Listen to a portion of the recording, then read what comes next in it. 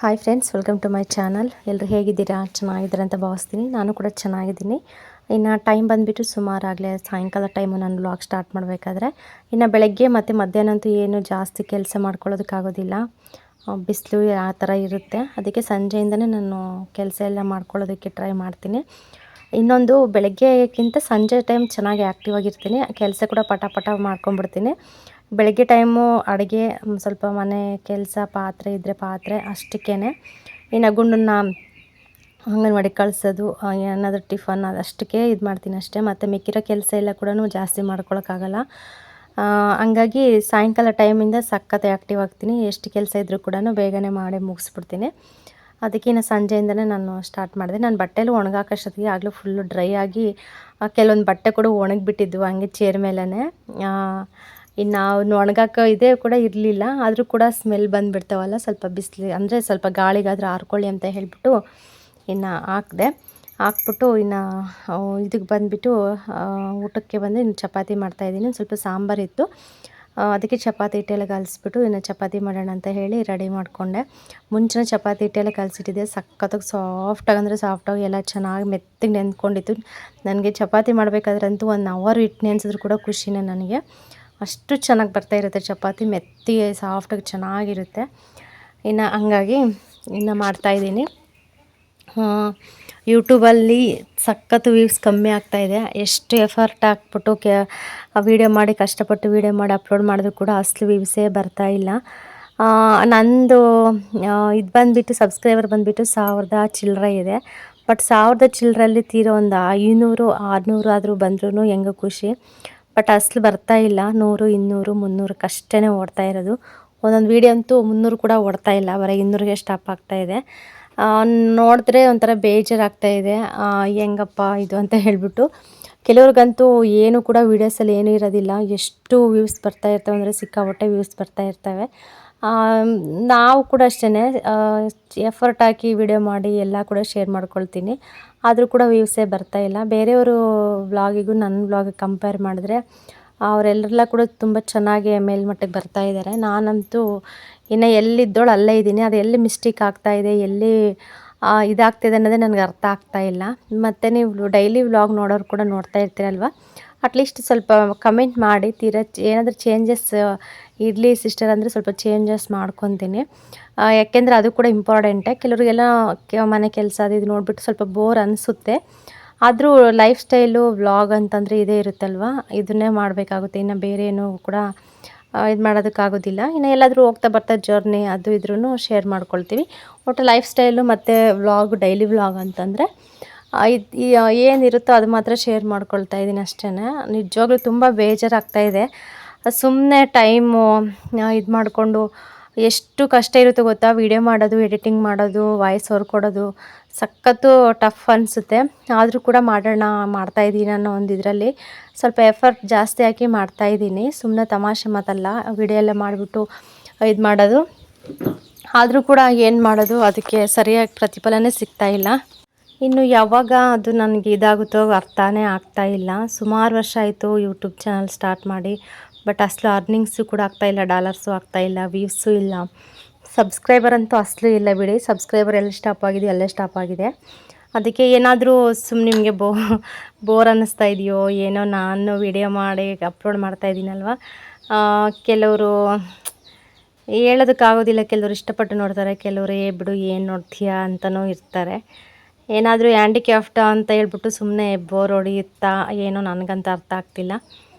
ಕೆಲವರು ಹಂಗೇ ಜಾಸ್ತಿ ಇಂಟ್ರೆಸ್ಟ್ ಕೊಟ್ಟು ಕೂಡ ನೋಡಲ್ಲ, ಬಿಡು ಏನು ನೋಡ್ತೀವಿ, ಡೈಲಿ ನೋಡ್ತಾ ಇರ್ತೀವಿ ಅಂತ ಹೇಳ್ಬಿಟ್ಟು ಸುಮ್ಮನೆ ತಳ್ಳಿಬಿಟ್ಟು ಹೋಗ್ತಿರ್ತಾರೆ.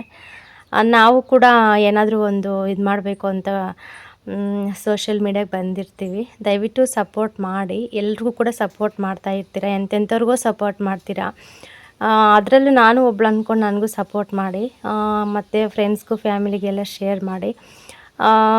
ಕೇಳ್ಕೊಳ್ತೀನಿ ಪದೇ ಪದೇ ಇವೆಲ್ಲ ವೀಡಿಯೋಸ್ಗಳಲ್ಲೂ ಕೂಡ ಕೇಳ್ಕೊತಾ ಇರ್ತೀನಿ. ಏನಾದರೂ ಒಂದು ಮಾಡೋಣ ಅಂತ ಹೇಳ್ಬಿಟ್ಟು ನಾನು ಒಂದು ಹೋಪ್ ಇಟ್ಕೊಂಡು ಸ್ಟಾರ್ಟ್ ಮಾಡಿದ್ದೀನಿ. ಬಟ್ ಅದು ಯಾಕೋ ಚಾನಲ್ಲೇ ಗ್ರೋತ್ ಆಗ್ತಾಯಿಲ್ಲ. ಇದು ಹಿಂಗೆ ಕಂಟಿನ್ಯೂ ಆದರೆ ಇನ್ನು ಆಟೋಮೆಟಿಕ್ಕಾಗಿ ನನ್ನ ಚಾನಲ್ ಡಿಲೀಟ್ ಆಗ್ಬೋದೇನೋ ಗೊತ್ತಿಲ್ಲ. ಅದಕ್ಕೆ ಇವಾಗಲೇ ಭಯ ಆಗ್ತಾಯಿದೆ. ಕಷ್ಟಪಟ್ಟು 2 ವರ್ಷ 3 ವರ್ಷ ಮಾಡಿಕೊಂಡು ಬಂದಿದ್ದೀನಿ. ಮತ್ತು ಕೈಗೆ ಬಂದಿರೋ ತುತ್ತು ಬಾಯಿಗೆ ಬರದೇ ಇರೋ ಥರ ಆಗುತ್ತೇನೋ ಅನ್ನೋ ಒಂದು ಭಯ ಕೂಡ ನನಗೆ ಕಾಡ್ತಾ ಇದೆ. ಏನು ಮಾಡಬೇಕೋ ಗೊತ್ತಿಲ್ಲ. ಯೂಟ್ಯೂಬಲ್ಲಿ ಸಕ್ಸಸ್ ಆಗಬೇಕಂದ್ರೆ ತುಂಬ ಕಷ್ಟ. ಕೆಲವರು ಬೇಗನೆ ಸಕ್ಸಸ್ ಆಗ್ತಾರೆ, ಕೆಲವರು ತುಂಬ ಲೇಟ್ ಹಿಡಿಯುತ್ತೆ. ಮೊನ್ನೆ ಎಲ್ಲ ಕೂಡ ಸ್ಟಾರ್ಟ್ ಮಾಡಿರೋರೆ ಸಖತ್ತು ಇಂಪ್ರೂವ್ಮೆಂಟ್ ಆಗ್ತಾಯಿದ್ದಾರೆ. ಚೆನ್ನಾಗಿ ಚಾನಲೆಲ್ಲ ಗ್ರೋತ್ ಆಗ್ತಾಯಿದೆ, ಎಲ್ಲನೂ ಆಗ್ತಾಯಿದೆ. ಬಟ್ ನಾವು ಕಷ್ಟಪಟ್ಟು ಮಾಡಿದ್ರು ಕೂಡ ಗ್ರೋತ್ ಆಗ್ತಾಯಿಲ್ಲ. ಅದೇ ತುಂಬ ಬೇಜಾರು ಅನ್ನಿಸ್ತಾ ಇದೆ. ಒಂದೊಂದು ಸತಿ ಅದಕ್ಕೇ ವೀಡಿಯೋಸ್ ಕೂಡ ಮಾಡೋದಕ್ಕೆ ನನಗೆ ಆಗೋದಿಲ್ಲ. ಬಿಡು, ಏನು ಮಾಡ್ತೀಯ, ಸುಮ್ಮನೆ ಇದ್ಬಿಡೋಣ, ಕ್ಯಾಮ್ರಾ ಇಟ್ಕೊಂಡು ಫೋನ್ ಇಟ್ಕೊಂಡು ಅಲ್ಲೇ ಟೈಮ್ ವೇಸ್ಟ್ ಮಾಡೋದಕ್ಕಿಂತ ಸುಮ್ಮನೆ ಕೆಲಸನಾದರೂ ಮಾಡ್ಕೊಂಬಿಡೋಣ ಪಟ ಪಟ ಅಂತ ಅನಿಸ್ಬಿಡುತ್ತೆ ಒಂದೊಂದು ಸತಿ. ಅದಕ್ಕೆ ಒಂದೊಂದು ದಿನ ವೀಡಿಯೋ ಕೂಡ ಮಾಡೋಕ್ಕಾಗಲ್ಲ ನನಗೆ, ಅಷ್ಟು ಬೇಜಾರು ಅನಿಸ್ಬಿಡುತ್ತೆ. ಆದಷ್ಟು ನೋಡಿ ಶೇರ್ ಮಾಡಿ, ಮತ್ತು ವೀಡಿಯೋ ಕೂಡ ಫುಲ್ಲು ನೋಡಿ, ಮತ್ತೆ ಕಮೆಂಟ್ ಮಾಡಿ ಏನು ಅನ್ನಿಸ್ತೆ, ಏನಾದರೂ ಚೇಂಜಸ್ ಇಲ್ಲ, ಯಾಕೆ ಗ್ರೋತ್ ಆಗ್ತಾ ಇಲ್ಲ, ಏನಾದರೂ ಪ್ರಾಬ್ಲಮ್ ಇದೆ ಅಂತ ಹೇಳಿ ದಯವಿಟ್ಟು.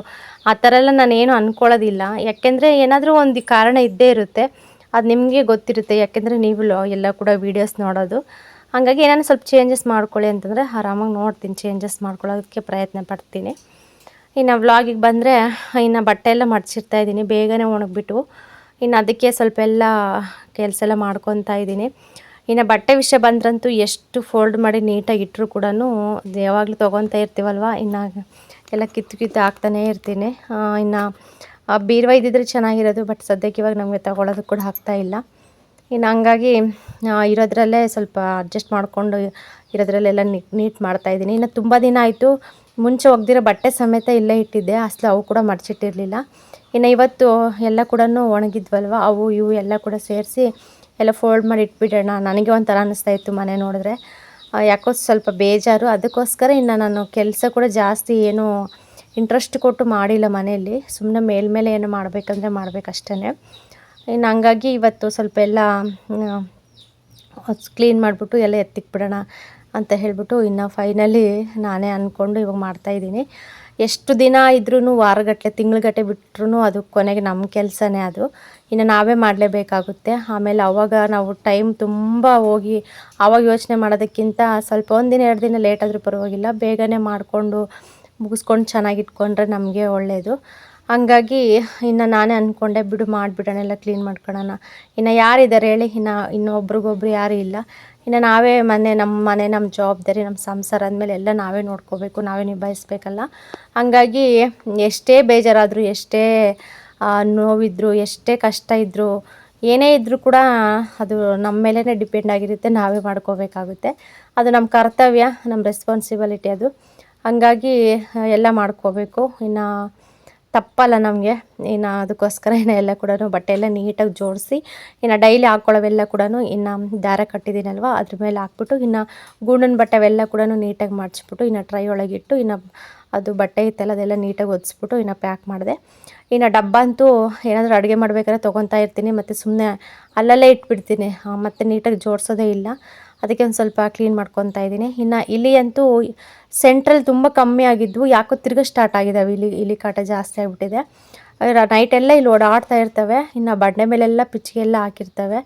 ಅವಂತೂ ಫುಲ್ಲು ದಿನ ಬಳದ್ರು ಕೂಡ, ಅಂದರೆ ಕಸ ಎಲ್ಲ ಗುಡಿಸ್ಕೊಂಡ್ರು ಕೂಡ ಬೆಳಗ್ಗೆ ಆಗೋಷ್ಟೊತ್ತಿಗೆ ಮತ್ತೆ ಇಷ್ಟೊಂದು ಹಾಕಿ ಹೋಗಿರ್ತವೆ. ಅದೆಲ್ಲ ದಿನ ಕ್ಲೀನ್ ಮಾಡ್ಕೋಬೇಕು, ಅದೊಂದು ಸ್ವಲ್ಪ ಬೇಜಾರು ನನಗೆ.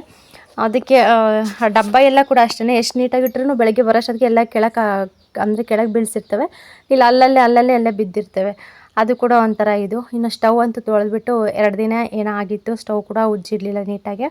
ಇನ್ನು ಮೇಲ್ಮೇಲೆ ಒರೆಸ್ಕೊತಾ ಇದ್ದೆ. ಬೆಳಗ್ಗೆ ಇನ್ನು ಅನ್ನ ಮಾಡ್ಬೇಕಾದ್ರೆ ಸಖತ್ತು ಉಪ್ಪಿಟ್ಟಿತ್ತು, ಹಾಗೆ ಇತ್ತು, ಸ್ವಲ್ಪ ಫುಲ್ ಎಲ್ಲ ಡ್ರೈ ಆಗಿಬಿಟ್ಟು ಒಡ್ಕೊಂಡು ಹೋಗ್ಬಿಟ್ಟಿತ್ತು. ಅದಕ್ಕೆ ಮುಂಚೆನೇ ಎಲ್ಲ ತೆಗೆದ್ಬಿಟ್ಟು ಇನ್ನು ನೀರು ಹಾಕ್ಬಿಟ್ಟು ನೆನೆಸಿಟ್ಟಿದ್ದೆ. ಇವಾಗ ನೀಟಾಗಿ ಉಜ್ಜಿಬಿಟ್ಟು ಕ್ಲೀನ್ ಮಾಡ್ಕೊತಾ ಇದ್ದೀನಿ. ಹಂಗೇನೆ ಒಂದೊಂದು ಸತಿ ನಾವು ಎಷ್ಟೇ ಕೆಲಸ ಮಾಡ್ಕೊಳ್ಳೋಣ, ಎಷ್ಟೇ ನೀಟಾಗಿ ಇಟ್ಕೊಳ್ಳೋಣ ಅಂದರೆ ಸ್ವಲ್ಪ ಮನಸ್ಸಿಗೆ ಬೇಜಾರಾದಾಗ ಆ ಕೆಲಸ ಅಲ್ಲೇ ಇದ್ಬಿಡುತ್ತೆ. ಆಮೇಲೆ ಇನ್ನು ಅದೆಲ್ಲ ಕ್ಲಿಯರ್ ಆದಮೇಲೆ ಇನ್ನು ನಾವೇ ಮಾಡ್ಕೋಬೇಕಲ್ಲ, ಇನ್ನು ತಪ್ಪೋದಿಲ್ಲ ಅಂತ ಹೇಳ್ಬಿಟ್ಟು ಇನ್ನು ನಾವೇ ಮಾಡ್ಕೊತೀವಿ.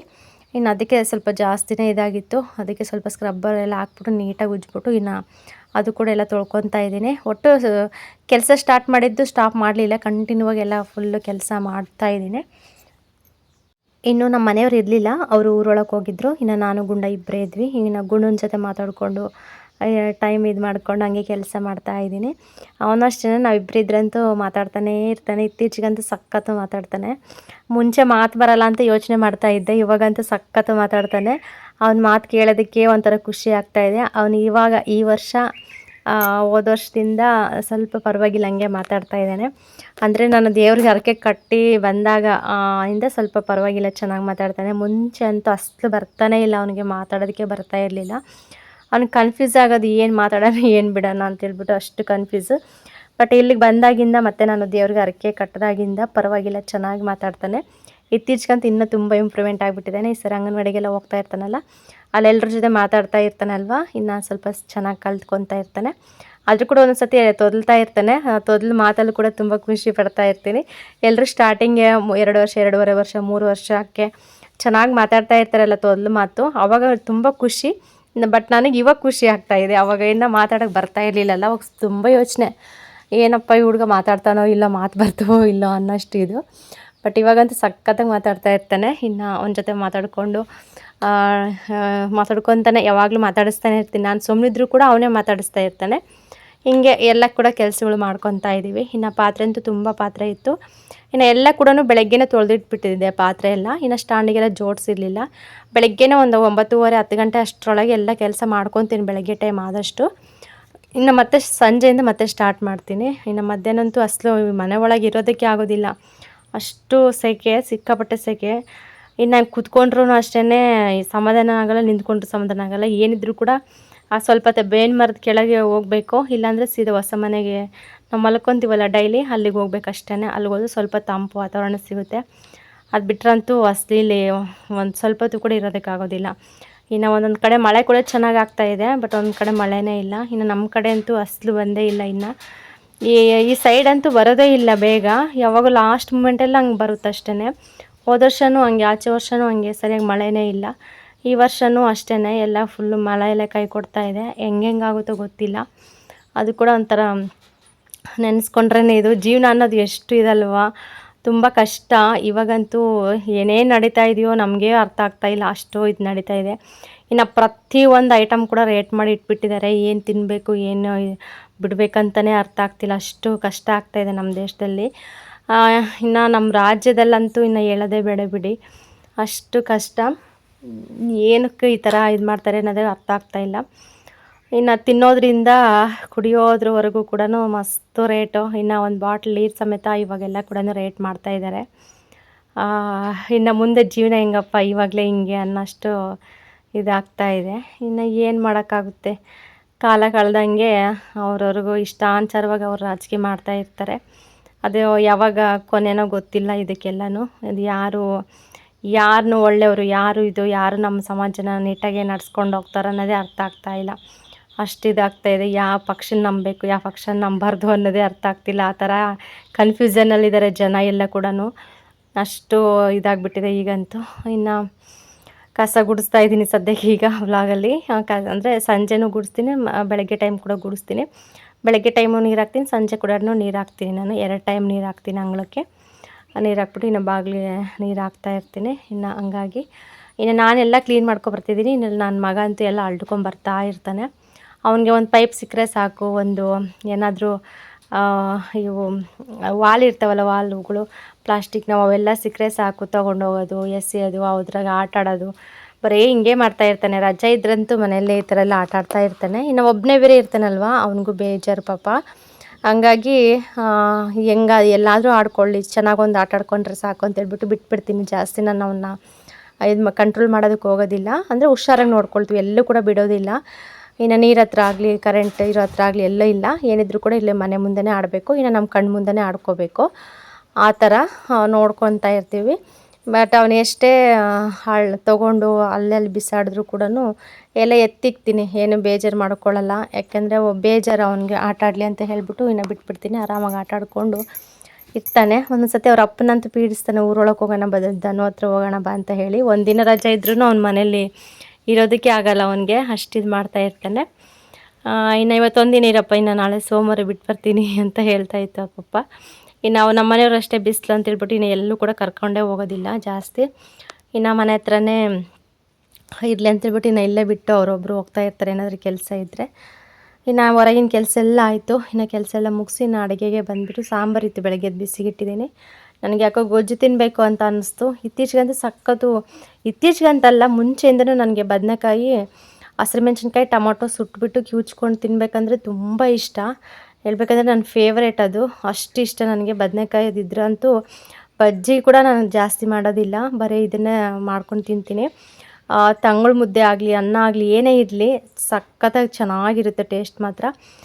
ಇನ್ನು ಚಪಾತಿಗೂ ಅಷ್ಟೇ ಸೂಪರಾಗಿರುತ್ತೆ. ಇನ್ನು ಅದಕ್ಕೋಸ್ಕರ ಎಲ್ಲ ಸುಟ್ಬಿಟ್ಟು ಇನ್ನು ಉಪ್ಪು, ಮೆಣಸಿನ್ಕಾಯಿ, ಟೊಮೊಟೊ, ಸುಟ್ಟಿರೋ ಬದನೆಕಾಯಿ, ಸ್ವಲ್ಪ ಬೆಳ್ಳುಳ್ಳಿ ಎಲ್ಲ ಹಾಕ್ಕೊಂಬಿಟ್ಟು ಇನ್ನು ಕಿವುಚ್ಬೇಕೀಗ. ಲೋಟ ಆದ್ದರಿಂದ ಎಲ್ಲ ನೀಟಾಗಿ ಮ್ಯಾಶ್ ಮಾಡ್ತೀನಿ. ತುಂಬ ಚೆನ್ನಾಗಿರುತ್ತೆ. ಇನ್ನು ಕೊತ್ತಂಬರಿ ಸೊಪ್ಪಿರಬೇಕು, ಗಮ್ ಅಂತ ಇರುತ್ತೆ ಸ್ಮೆಲ್ಲು. ಇನ್ನು ಬಿಸಿ ಮುದ್ದೆಗೆ ಎಲ್ಲದಕ್ಕೂ ಕೂಡ ತುಂಬ ಚೆನ್ನಾಗಿರುತ್ತೆ. ಇನ್ನು ನಾನು ಬಂದು ಸಾಯಂಕಾಲ ಒಂದು 6:30 6:45 ಆಗಿತ್ತು ಇದೆಲ್ಲ ಮಾಡಬೇಕಾದ್ರೆ. ಇನ್ನು ಮುಂಚೆನೇ ಸ್ವಲ್ಪ ಊಟ ಮಾಡ್ಕೊಂಡು ಹೋಗಿದ್ದೆ, ಮುದ್ದೆ ತಿಂದು ಹೋಗಿದ್ದೆ, ಒಂದು ಅರ್ಧ ಮುದ್ದೆ. ಮತ್ತು ಜೊತೆಗೆ ಒಂದು ಸ್ವಲ್ಪ ಮೊಸರನ್ನ ಕಲಿಸ್ಬಿಟ್ಟು ಒಂದು ಸ್ವಲ್ಪ ಡಬ್ಬಿಗೆ ಹಾಕ್ಕೊಂಡು ಇನ್ನು ಮನೆ ಹತ್ರ ತೊಗೊಂಡೋಗಿದ್ದೆ ಅಲ್ಲಿ. ಯಾಕೆಂದರೆ ಒಂದು ಸತಿ ನನಗೆ ಜಾಸ್ತಿ ಊಟ ಮಾಡೋದಕ್ಕಂತ ಆಗ್ತಾಯಿಲ್ಲ ಇವಾಗ. ಹೊಟ್ಟೆ ತುಂಬ ಊಟ ಮಾಡಿದ್ರು ಕೂಡ ಅಸಲು ಜೀರ್ಣಿಸ್ಕೊಳೋದಕ್ಕೂ ಆಗ್ತಾಯಿಲ್ಲ, ಕೂತ್ಕೊಳ್ಳೋಕ್ಕಾಗಲ್ಲ, ಏನಿಲ್ಲ, ಅಷ್ಟು ಅವಸ್ಥೆ ಆಗಿಬಿಡುತ್ತೆ ನನಗೆ. ಅದಕ್ಕೆ ಸ್ವಲ್ಪ ಊಟ ಮಾಡ್ತೀನಿ. ಒಂದು ಅರ್ಧ ಕೈಯಿಂದ ಸ್ವಲ್ಪ ಕಮ್ಮಿ ಮುದ್ದೆ ತಿಂದಿದ್ದೆ. ಆಗಲೇ 8:30 9 ಗಂಟೆ ಅಷ್ಟೊತ್ತಿಗೆ ಆಗಲೇ ಮತ್ತೆ ಹೊಟ್ಟೆ ಹಸು ಸ್ಟಾರ್ಟ್ ಆಗ್ತಾಯಿತ್ತು. ಅದಕ್ಕೆ ತೊಗೊಂಡೋಗ್ಬಿಡ್ತೀನಿ ಅಲ್ಲಿಗೊಂದು ಸ್ವಲ್ಪ ಮೊಸರನ್ನ ತೊಗೊಂಡೋಗ್ತೀನಿ. ಡೈಲಿ ಕೂಡ ನೈಟ್ ಮೊಸರನ್ನ ತಿಂದ್ಬಿಟ್ಟು ಮಲ್ಕೊತೀನಿ, ಸ್ವಲ್ಪ ಚೆನ್ನಾಗಿ ನಿದ್ದೆ ಬರುತ್ತೆ. ಇನ್ನು ಗುಂಡ ಕೂಡ ಮಲ್ಕೊಂಡಿದ್ದ. ಇನ್ನು ಅವ್ನು ಮಲಗಿಸ್ಬಿಟ್ಟು ಸುಮಾರು 8:45 9 ಗಂಟೆ ಹತ್ತತ್ರ ಆಗಿತ್ತು. ಆವಾಗ ಸ್ವಲ್ಪ ತಿಂದುಬಿಟ್ಟು ಲೈಟಾಗಿ ತಿಂತೀನಿ ಅಲ್ಲಿ. ಮತ್ತೆ ಯಾಕೆಂದರೆ ತಿಂದ ತಕ್ಷಣ ಮಲ್ಕೊತೀನಲ್ವ, ಮತ್ತು ಡೈಜೆಷನ್ ಪ್ರಾಬ್ಲಮ್ ಆಗುತ್ತೆ. ಅದಕ್ಕೆ ಒಂದು ಸ್ವಲ್ಪ ಎಷ್ಟು ಬೇಕು ಅಷ್ಟು ತಿಂದ್ಬಿಟ್ಟು ಇನ್ನು ಹಂಗೆ ಬಾಕ್ಸ್ ತೊಳೆದಿಟ್ಬಿಟ್ಟು ಮಲ್ಕೊಳ್ಳೋದೆ. ಓಕೆ ಫ್ರೆಂಡ್ಸ್, ಈ ವ್ಲಾಗ್ ಇಷ್ಟ ಆದರೆ ನಿಮಗೆ ಸ್ವಲ್ಪನಾದರೂ ಲೈಕ್ ಮಾಡಿ, ಕಮೆಂಟ್ ಮಾಡಿ, ಶೇರ್ ಮಾಡಿ, ಹಾಗೆ ಸಬ್ಸ್ಕ್ರೈಬ್ ಮಾಡ್ಕೊಳ್ಳಿ. ಮತ್ತು ಕಮೆಂಟ್ ಮಾಡಿ ವೀಡಿಯೋಸ್ ಯಾವ ಥರ ಬರ್ತಾಯಿದೆ ಅಂತ ಮಿಸ್ ಮಾಡಿಬಿಡಿ. ಸಿಗೋಣ ನೆಕ್ಸ್ಟ್ ವ್ಲಾಗಲ್ಲಿ.